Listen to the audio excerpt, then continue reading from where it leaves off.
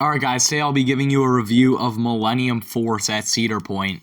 This is obviously the award-winning Intamin Giga at Cedar Point, and it's famous across the world. Even a lot of non-enthusiasts know this thing. When I got off it for the first time in 2016, I was very disappointed. It didn't pack the punch I thought it would, but I went back in 2021, got, I believe, 6 more rides on it, and I was a lot more impressed. I thought it was a lot more forceful than last time, and I even have it in my top 25 now. Do I think it's the greatest coaster of all time or anywhere near that? Definitely not, but it does a lot of things right, which we'll get into right now. So, starting off with the queue line, it has a load and unload station, which definitely helps with capacity.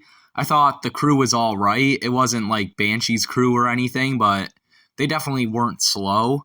And of course, you have that iconic soundtrack playing throughout the station. And you're going to go up your lift hill and you fly to the top of this thing. It's not quite as fast as like I-305s or Sky Rushes, but it's still really fast.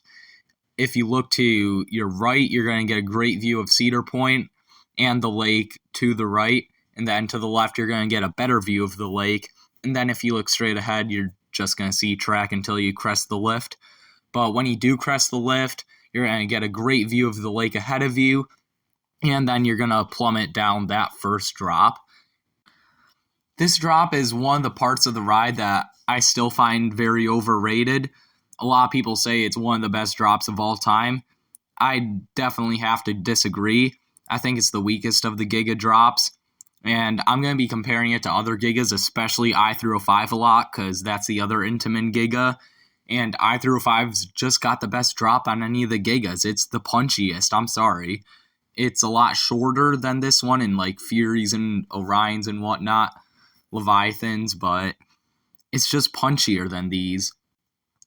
But that's no fault of this thing. It still gives great floater going down it. And then you're going to head through a really intense overbank curve. I think I grayed out on this a couple times. But again, compared to I-305's first turn, it's not even close to as intense as that thing.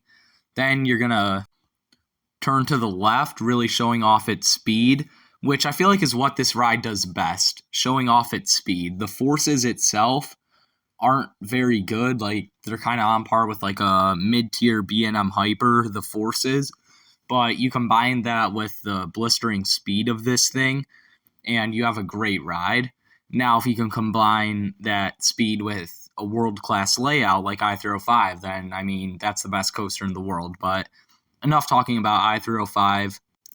Millennium Force's next element is a large floater airtime hill. This gives all-right floater. Again, it's like on par with a B&M Hyper and a mid-tier one, I'd say. So nothing special, but a fun element. And then you're going to go through 2 overbank curves. The first one doesn't really do a whole lot for me. And then there's a straightaway. And again, that whole section just showing off the speed again. You're on Millennium Island during that part. And then you're going to hit another overbank. And this is probably the most intense part of the ride, in my opinion, actually. And you definitely gray out there pretty hard. I grayed out there pretty much all my rides. It was really great. Then you're going to hit another dud. It's this very weak floater hill. It kind of feels like one of the final hills on Apollo's Chariot, which, if you've been on it, you know, yeah, those final hills on Apollo's Chariot aren't very good. And neither is this hill. In the back, you're going to get a little more than in the front, but you're still not getting a whole lot in the back. It's just very weak. It's way too drawn out. I would have actually really liked it if they did something like Superman the Ride here after its first turnaround, where it kind of goes into a little speed hill that gives a little floater and also shows off the speed very well, and then heads into a very tight ejector hill. If this had something like that, then this could be definitely a bunch of spots higher on my list, because Superman the Ride's another one that's compared to this a lot, and I'm definitely Team Superman. That ride is a lot better than this one, in my opinion. But after that kind of dud hill, you're going to turn to the left again through a tunnel, again, showing off the blistering speed. And then you hit the best part of the ride, in my opinion, this speed hill. This almost gives ejector. I wouldn't say it gives ejector, but it's close. And it's sustained too, so you combine that with the speed, and it's definitely an amazing element on this coaster. After that amazing speed hill, you're going to hit sort of a straightaway that leads into a final overbank curve. And that straightaway, again, just bleeds off speed. You feel the wind in your face. It's great. And then that overbank curve doesn't really do a whole lot for me. But then you're going to hit the brakes, and it's pretty jarring. It's smooth, but you definitely lose a lot of speed really quick. So that's kind of unfortunate. So yeah, that's Millennium Force. It's butter smooth. The trains are great. They're the traditional Intamin T-bars. They're not the U-bricks. They're not retrofitted with shin guards or anything like that. So they're very comfortable. And I mean, I don't have anything really awful to say about this. I just wish, like, after I-305, like, my perspective on all coasters changed, and especially the Gigas, because I used to have this, Leviathan, Orion, Fury a lot higher until I rode I-305 and realized, oh yeah, those 4 rides can be doing so much better, especially this one since it's made by the same manufacturer as I-305. But like I said at the start of this video, it's probably somewhere around 21, 20, somewhere around there for me. Maybe high teens. I think I did put it like at number 19 or something in my top 25 coasters video.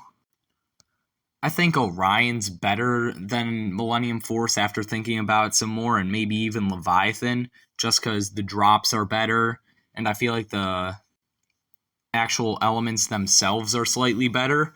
But Millennium Force definitely has a better sense of speed than those 2 rides, so I don't know. The sense of speed is the best part of the Gigas, except for I-305, which has a world-class layout, like I said earlier.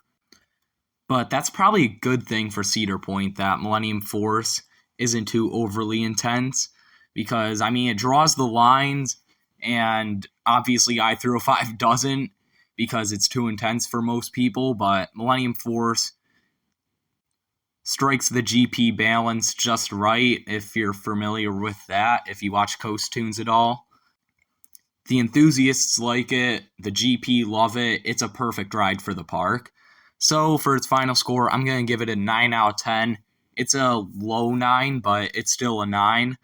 I think it's definitely a great fit for Cedar Point, especially with Dragster gone, because they don't really have a speed demon right now other than Millennium Force, so they really need that right now until Dragster's back.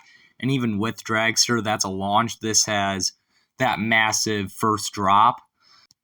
And the rest of the ride is really fun too. It's not overly intense. It's not going to try to kill you. And that's good for some people. Of course, I would like a bit more intensity, but again, sometimes rides like Skyrush and I-305 don't draw on the crowds because they're too intense. But that's my review of Millennium Force. Let me know what you guys thought of this down in the comments below. Make sure to like and subscribe, and I'll see you guys next time.